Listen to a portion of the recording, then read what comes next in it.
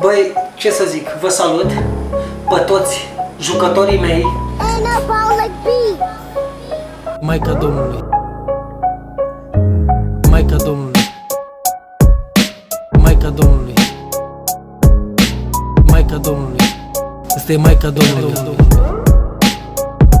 Maica Domnului. Dă-mă și mie, dacă tu zici că faci 4-5 milioane zilnic, unde îi faci? Lasă cât de un combinații din asta.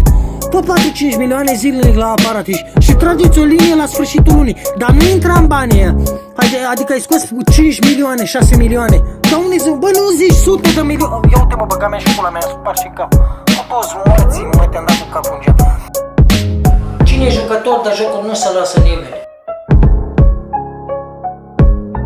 Cine e jucător de jocul nu se lasă nimeni. Nu se lasă nimeni. Băga mea și pula în familia ta și măta, să-ți iau morții în pulă. Și ce ai mai scump să-ți iau coliva și lumânarea, crucea și aburul și tot ce ai avea tu mai scump să-ți trag în pulă. Dacă spui că am înjurat eu, păi eu te-am înjurat, bagați-ai pula în măta și în căcatul mătii să-ți bași în sufletul mătii și în anafura mătii, să-ți iau paștile în pulă și tot ce ai avea tu mai scump să-ți trag în pulă.